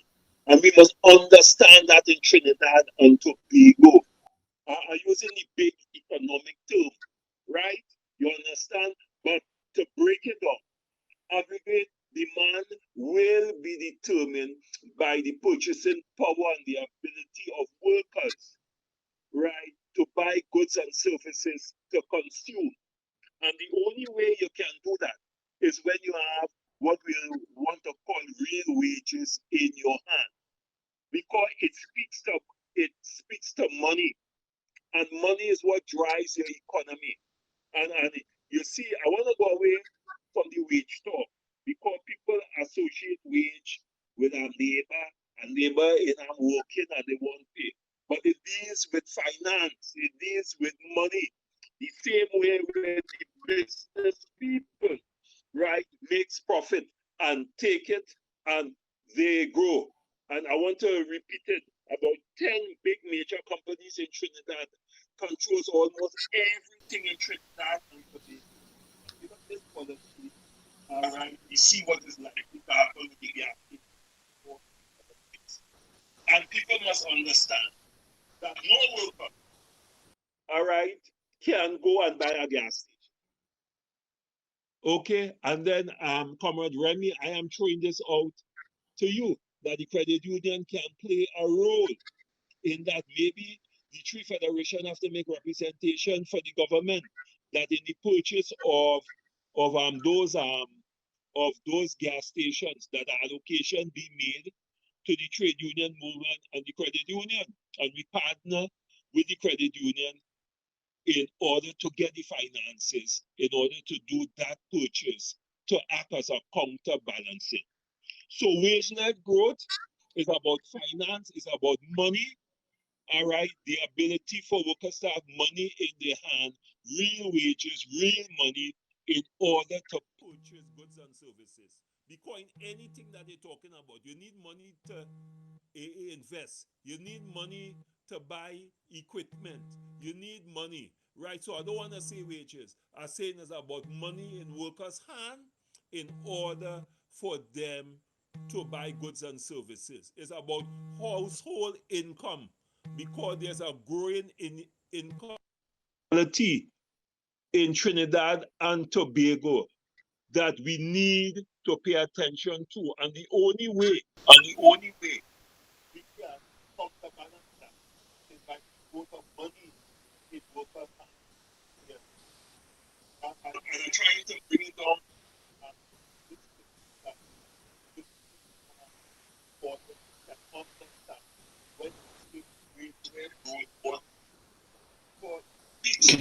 And let me repeat it again, the macroeconomic dynamics associated with growth money as a major component of aggregate demand. In other words, if there is no demand for goods and services in any business, you'll fall back. And how that aggregate demand is when workers have monies in their hand to purchase those goods and services. So labor and capital and investment is a critical, all right, component in any economy, and it also speaks to productivity. Yeah. Okay. Thanks, all, comrade. We were losing you for some points there, but I think that we've gotten the gist of the comment. Yeah, yes, Ozzy. Right. I just want to very quickly add to that because it gives me a quick opportunity to give a short history thing. You see, here is capitalism's contradiction. They appropriate surplus by suppressing wages. But the same people whose wages you suppress have to purchase the commodities that the capitalists produce. That's a contradiction. Now, after the economic depression and the World War in 1939 to 45, it was recognized that they needed to create demand. But by creating demand, the unions became strong. A certain level of social protection was introduced.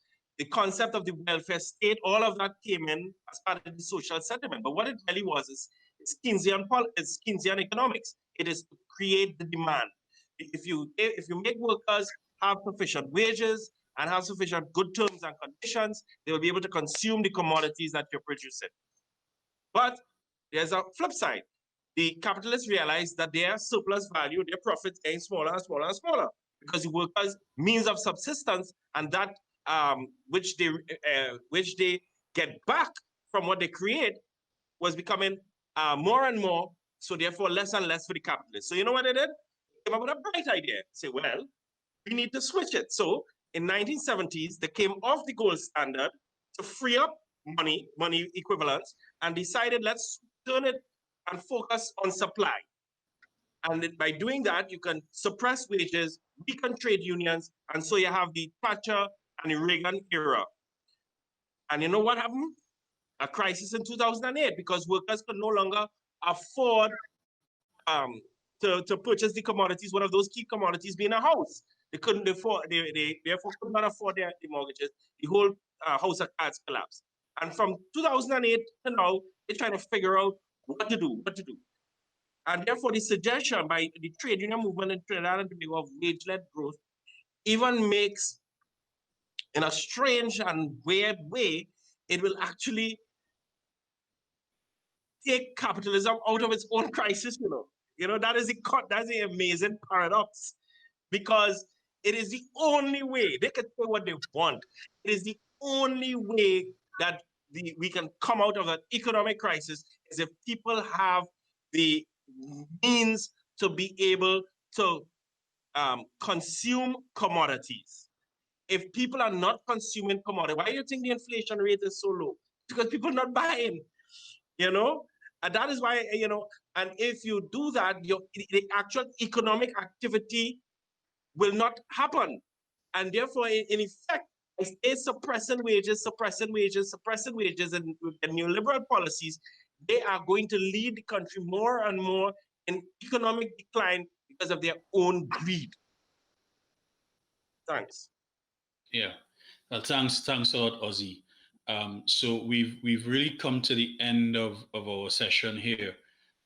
Yes, Ozzy, and I know we could, for trade unionists, we could probably go till 12 and not break a sweat, but we have we have some time constraints, and so now we have to respect. But I want to give each panelist the opportunity to perhaps give some closing remarks as we wrap this discussion on the impact of the 2021 budget statement on the labor sector. So we could start with that. Yes. Okay, thanks, Comrade Akins. And I did it in a previous webinar. Let me do it again. I want to quote a statement from Pope Francis, and that is my closing statement. I won't say anything after that. Pope Francis said that the pandemic, however, has confirmed his belief that the current political and economic institution must be reformed to address the legitimate needs of the people most harmed by the coronavirus. Aside from the different ways that various countries responded to the crisis, their inability to work together became quite evident.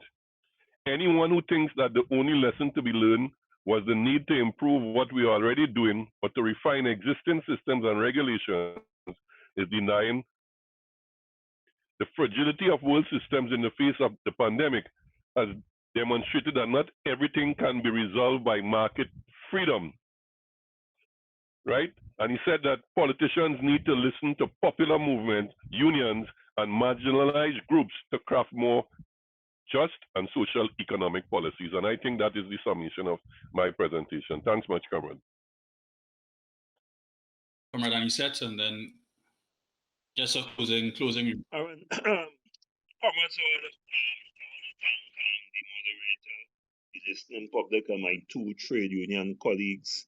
Again, we have demonstrated, contrary to what people say, that there's a level of commonality in our thinking and our approach in how this economy should be run.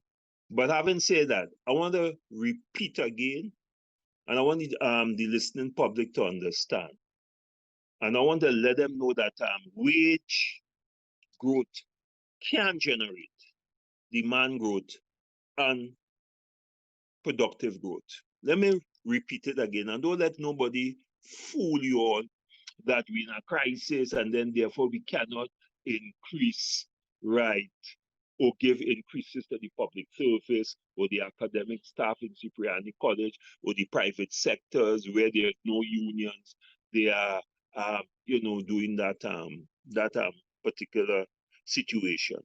And I want the listening public to also understand that insufficient wage growth, or more broadly, the polarization of income distribution, right, have always and will always contribute to economic crisis globally. And finally, inequality is not an inevitability or an inevitable byproduct of globalization or the free movement of labor. Inequality is about greed. Inequality is about a particular neoliberal system, a capitalist system that puts profit before people. And I want to re-emphasize finally the point that economics is not about balancing your books. Economic is about people. Economic is about the working class.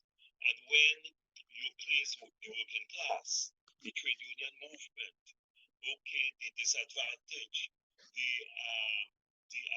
communities in the back seat, and you put profits in front, we will always have the crisis that we are having. And as a people, we must start to demand of the government who works for us. They work for us and we pay them. that people must be placed first in this crisis, and as we move forward to build a better Trinidad and Tobago for our children that we will have to leave behind, because we have a responsibility to ensure that our children have a better Trinidad and Tobago. And that is how I will want to end. Okay, thank you very much. On Ozzi.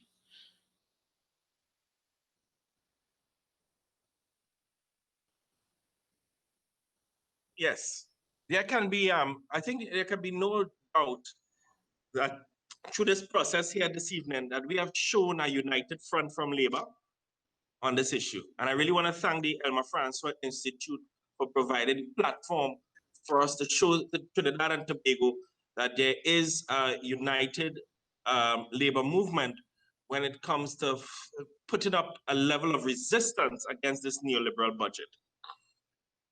There are forces within our society who wish to reorganize our society. They are of the firm view, maybe it's a historic view too, that ordinary working people have too much. And so they want to weaken the only institution that challenged their rule, and that is trade unions. They want to redefine our means of subsistence, but we have to define our own means of subsistence. And we must take back as much of the surplus value that we create. And we must do so with a collective agreement as our instrument of freedom, which will include better wages, decent terms and conditions that include a cost of living allowance by indexation, thank you very much. Paid, we want our paid vacation and sick leave. A medical plan for the health of ourselves, our body, our physical flesh and blood, and that of our family. A pension plan for retirement so that there's a future for our children and grandchildren. A savings plan so that after I've worked so hard during the years, I can have a little savings so I can take my family to a decent little vacation. Housing plan so I have shelter. We deserve that because we produce the wealth of this country. Let us define our means of subsistence. And it seems that the only possible way we can do that is through class conflict and class struggle. Thank you. Thank you very much, Ozzi. I think that we've really had a very, very excellent panel this evening. Powerful contributions from everyone. I think that we were able to cover a lot of areas. Obviously, there are going to be things that we could not speak to because time is obviously would have constrained us. But I think that it's important for us to recognize that the trade union movement and the leadership of the trade union movement, they're very clear on how they do things. And as Ozzi said, I think the point about the RARA versus what you were exposed to here this evening is particularly important. And this is an exercise that we have to do a lot more often so that people can get an opportunity as well to engage the leadership on some of these key questions that they have in their own spaces to counter some of the public narratives, because they don't have an opportunity to speak to Ozzi every Monday morning or Comrade Anisette or Comrade Renmi.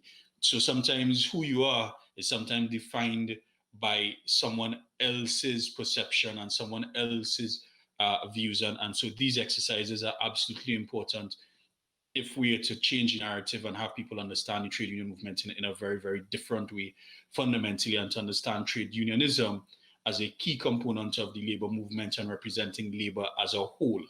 So I wanna end there, and I wanna invite you tomorrow, same time, 6 p.m., as we discuss the budget and its impact on the creative sector. Now, this sector has been out since March. And in the budget, we've seen figures and statistics presented. I don't know, and there are questions about whether which CSO was able to provide some of these figures about the real contraction of the economy, given that you've pulled probably 50 or 60,000 people out of it just from the creative sector alone. So they're going to have their say tomorrow. And so I'm asking you to tune in at 6 as we discuss the impact of this budget on the creative sector. So thank you very much again for joining us, and we look forward to seeing you all as we continue to review Budget Statement 2021. Thank you very much.